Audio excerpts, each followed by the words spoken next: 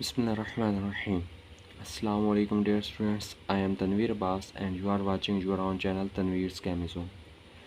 Dear students, analytical के chapter spectroscopy को लेके हम चल रहे थे, जिसमें हमने one by one different topics को डिस्कस किया। उसमें हमने एक टॉपिक डिस्कस किया था स्पेक्ट्रोस्कोपी के रिलेटेड कि स्पेक्ट्रोस्कोपी होती क्या है बेसिकली। तो उसमें हमने एक इंस्ट्रूमेंट का जिक्र किया था जो स्पेक्ट्रोस्कोपी में यूज़ होता है।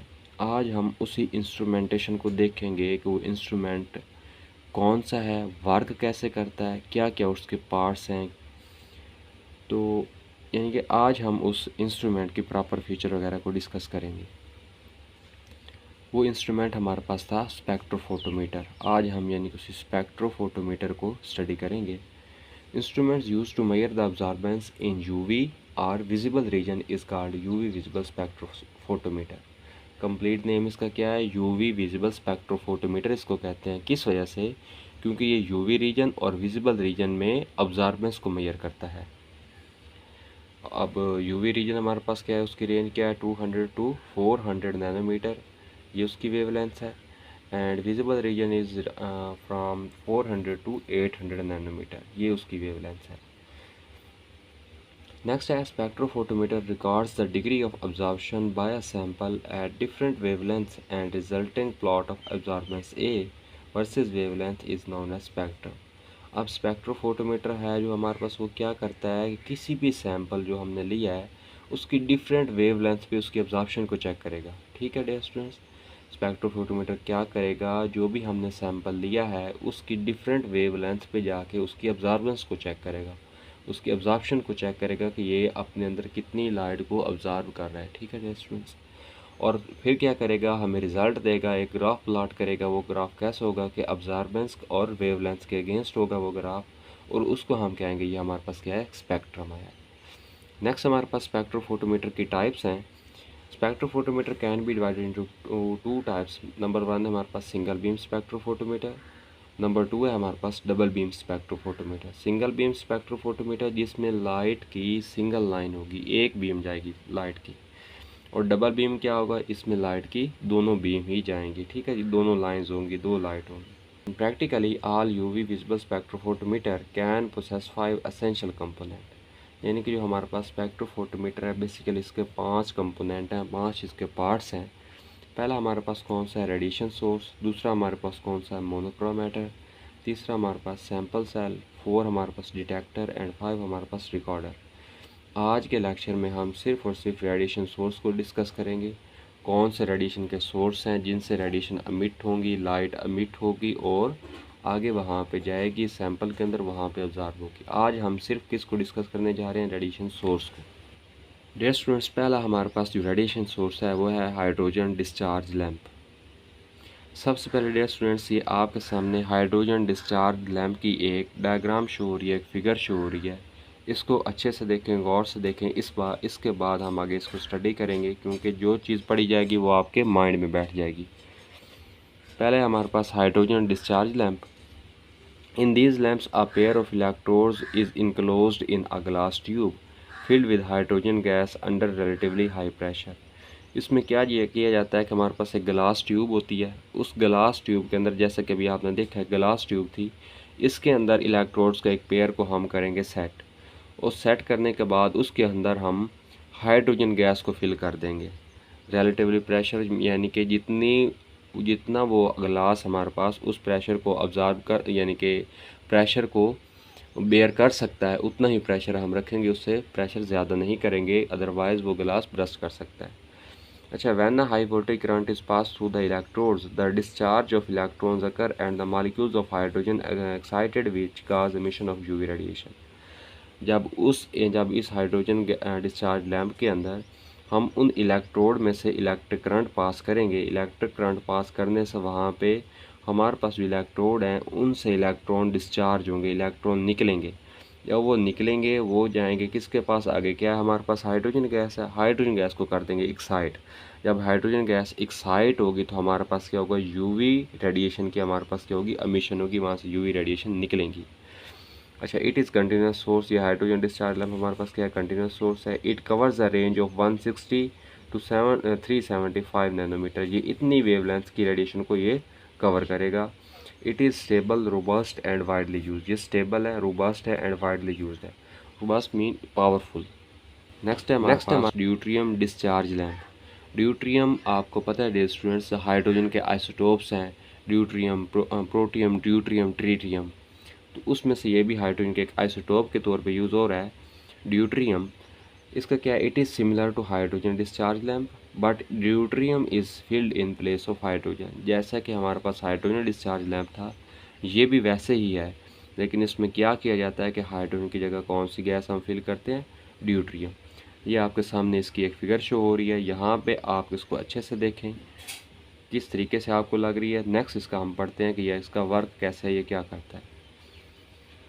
नेक्स्ट है, in this the electrical excitation of deuterium और hydrogen at low pressure produce a continuous UV spectrum. इसमें भी क्या होगा कि जब हम इसको एक्साइट करवाएंगे, करंट इंट्रोड्यूस करवा के, जब करंट इंट्रोड्यूस करवाएंगे तो इलेक्ट्रॉन की मिशन होगी। इलेक्ट्रॉन गैस को क्या करेंगे, एक्साइट कर देंगे। ठीक है डियर स्टूडेंट्स, जब गैस एक्साइट होगी तो फिर हमारे पास क्या होगा, एक कंटिन्यूस यूवी स्पेक्ट्रम शो होगा। Formation of excited molecule or species which breaks up to give two atomic species and an UV photon। जब हम एक्साइट करवाएंगे तो उसमें जो हमारे पास मालिक्यूल है, जो ठीक है डियर स्टूडेंट्स, जो मालिक्यूल है, मालिक्यूल हमारे पास कौन सा है यहाँ पे, ड्यूट्रियम। ठीक है ना डियर स्टूडेंट्स। अब लैंप के अंदर क्या है, हमारे पास इलेक्ट्रोड है और मालिक्यूल पीछे हमारे पास कौन सा बचता है, जो गैस है। गैस के मालिक्यूल होंगे, गैस हमारे पास यहाँ पे कौन सी है, ड्यूट्रियम। जब इस तरीके से हम उसको एनर्जी देते हैं, करंट पास करवाते हैं, तो इलेक्ट्रॉन के डिस्चार्ज होने की वजह से वो गैस के मालिक्यूल एक्साइट होते हैं। एक्साइट होने की वजह से वो आपस में ब्रेक हो जाते हैं, यानी कि उनकी एनर्जी बहुत ज़्यादा हो जाती है, तो वो आपस में ब्रेक होते हैं। ब्रेक होने से क्या करेंगे, वो दो हमें एटॉमिक स्पीशीज़ देंगे और एक हमें यूवी फोटॉन देंगे। अब देखते हैं इस प्रॉपर रिएक्शन को किस तरीके से वो ब्रेक होंगे। डियर स्टूडेंट्स देखें, ये था हमारे पास ड्यूट्रियम। आगे से हमने इसको क्या प्रोवाइड की, एनर्जी प्रोवाइड करने से इसकी एनर्जी इंक्रीज़। ये आगे इसकी है इंटरमीडिएट स्टेट। ये तो एक्टिवेटेड कम्प्लेक्स इंटरमीडिएट स्टेट है, थोड़ी टाइम के लिए, ये ज़्यादा टाइम के लिए नहीं रहती। अब इसकी एनर्जी हुई इंक्रीज़। एनर्जी इंक्रीज़ होने से ये दो अलग अलग एटॉमिक न्यूक्लियाई में टूट गया, दो अलग एटॉमिक स्पीशीज़ में ये टूट गया। और साथ में हमें इसने क्या दिया, फोटॉन दिए, जिसे हम कह रहे थे हमारे पास क्या, यूवी फोटॉन है। ठीक है डियर स्टूडेंट्स। नेक्स्ट क्या है, both deuterium and hydrogen lamps emit radiation in the range 160 to 75 nanometer. इसकी रेंज भी वही है। नेक्स्ट है, quartz windows must be used in these lamps and quartz cuvettes must be used because glass observe radiation of wavelength less than 350 nanometer. अब इसमें आपके लिए words नए यूज़ हुए हैं, quartz windows and quartz cuvettes. Quartz basically dear students, हमारे पास जो स्टोन होता है, जो पत्थर है, उसकी एक फॉर्म है क्वार्ट्ज। इसको यूज़ किया जाता है, इसकी यानी कि इसको यूज़ किया जाता है विंडोज़ में, यानी कि ग्लास बनाने के लिए ना, इसको यूज़ करते हैं उस पत्थर को। इस वजह से कह रहा है उस, यानी कि जिसमें वो क्वार्ट्ज भी शामिल हो, इस तरीके की बनी हुई विंडोज़ ले लें, इस तरीके से क्यूबिट्स ले लें, तो वो हमारे पास क्या करती हैं, ग्लास में जब ले गए तो इस तरीके से ग्लास जो हमारे पास रेडिएशन को ऑब्जर्व करेगा, वो कितनी होंगी, लेस दैन 350 नैनोमीटर। रेंज कहाँ से कहाँ तक है, 16 to 375। लेकिन जब ये क्वार्ट्ज वगैरह यूज़ करेंगे तो इसकी रेंज इतनी हो जाती है। Next it gives 5 time greater light intensity than hydrogen lamp. जितनी हमारे पास हाइड्रोजन लैम्प की इंटेंसिटी है, ये उससे 5 गुना बड़ी इंटेंसिटी हमें देता है, 5 टाइम ग्रेटर इंटेंसिटी देता है। नेक्स्ट है हमारे पास टंगस्टन हैलोजन लैम्प।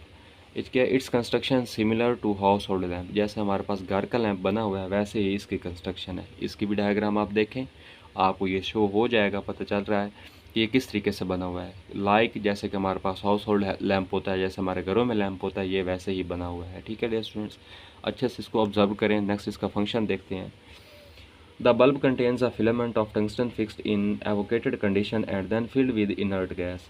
इसमें देखें डियर स्टूडेंट, अब जो गिलास है, उस गिलास के अंदर जो हमारे पास फिलामेंट है, वो किस चीज़ का बना हुआ है, टंगस्टन का बना हुआ है। यानी कि इलेक्ट्रोड इसमें किस चीज़ के हैं, टंगस्टन के हैं, जो कि एवोकेटेड कंडीशन में है। यानी कि इलेक्ट्रोड जो उसके सेट किए जाते हैं, वो एवोकेटेड कंडीशन में होते हैं, यानी कि वहाँ पे हमारे पास खला होता है, हवा नहीं होती। ठीक है डियर स्टूडेंट्स, जब ये इलेक्ट्रोड उसमें फिट हो जाते हैं, उसके बाद हम इसमें इनर्ट गैस को फिल करते हैं, इनर्ट गैस जो कि रिएक्ट नहीं करती।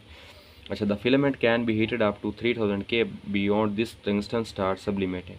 ये हमारे पास एक रेंज है, इस रेंज तक हम फिलामेंट को हीट कर सकते हैं। इससे आगे हीट करेंगे तो जो हमारे पास है वो टंगस्टन सब्लिमेट होना स्टार्ट हो जाएगा। सब्लिमेट वो प्रोसेस होता है जिसमें सॉलिड हमारे पास डायरेक्ट गैस की फॉर्म में चला जाता है, तो इससे ज़्यादा टेम्परेचर हम इसका इंक्रीज़ नहीं कर सकते।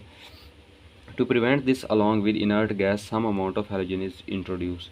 अच्छा, इसको सब्लिमेशन से बचाने के लिए हम क्या करते हैं, हम एक इनर्ट गैस यूज़ करवा देते हैं। सम टाइम टेम्परेचर इससे इंक्रीज़ हो भी जाता है तो हम क्या करेंगे, एक इनर्ट गैस यूज़ करवा देंगे जो क्या करेगी, इसको सब्लिमेट होने से बचाएगी। ठीक है डियर स्टूडेंट्स। अच्छा, sublimated form of tungsten reacts with iodine to form tungsten iodine. अगर वो सब्लिमेट हो जाएगा तो फिर क्या करेगा, वो टंगस्टन आयोडाइड कम्प्लेक्स बना देगा। इस वजह से हमने सब्लिमेट होने की वजह से उसको बचाने के लिए हम हैलोजन गैस यूज़ करते हैं। अच्छा, which migrate backs to the hot filament where it decompose. अच्छा, वापस वही कंडीशन हो जाएगी, अगर सब्लिमेट हुआ है, उसने आयोडीन के साथ रिएक्ट किया, कम्प्लेक्स बना है, तो वापस आपके पास वही कंडीशन हो जाएगी और इस तरीके से ये लैम्प प्रॉपर वर्क नहीं करेगा। इस वजह से हम इसमें हैलोजन गैस को यूज़ करते हैं। नेक्स्ट है डियर स्टूडेंट्स, हमारे पास जीनॉन डिस्चार्ज लैम्प। नाम से ज़ाहिर हो गया है कि हम इसमें कौन सी गैस यूज़ करेंगे, जीनॉन करेंगे। ये आपके सामने एक फिगर शो हो रही है, इसकी डायग्राम शो हो रही है। ये इसमें आपको अच्छे से बताया जाएगा कि हमारे पास किस तरीके से लैम्प बना हो, इसकी शेप आप देखें। नेक्स्ट है xenon gas is stored in lamp as 10 to 30 atm pressure. 10 to 30 atm pressure रखना, और हमने गैस कौन सी इसमें स्टोर करनी है, जीनॉन गैस। ठीक है dear students. It contains 2 tungsten electrode. इसमें 2 टंगस्टन के इलेक्ट्रोड होंगे that are separated by distance 8 millimeter. इनके इलेक्ट्रोड में डिस्टेंस कितना होगा, 8 मिलीमीटर का। अच्छा, when current passes through xenon gas thermal excitation. जब गैस, आपको पहले भी पता है, जब भी वहाँ पे हम किसी चीज़ में करंट पास करवाएंगे तो वहाँ पे एक्साइटेशन होती है, इलेक्ट्रॉन के मिट होने की वजह से एक्साइटेशन होगी। It produces greater UV radiation than hydrogen lamp. Hydrogen lamp की निस्बत इसमें क्या होंगी, ग्रेटर वेवलेंथ्स की हमारे पास ये क्या है, ग्रेटर यूवी रेडिएशन प्रोड्यूस होती है। नेक्स्ट हमारे पास लास्ट है मरकरी आर्क लैम्प। नाम से ज़ाहिर है, इसमें हम क्या करेंगे, मरकरी को यूज़ कराएंगे। In mercury arc lamp, mercury vapour started under high pressure and excitation of mercury atom is done by electric discharge. इसमें क्या होगा, उसी तरीके से इलेक्ट्रिक करंट प्रोवाइड किया जाएगा।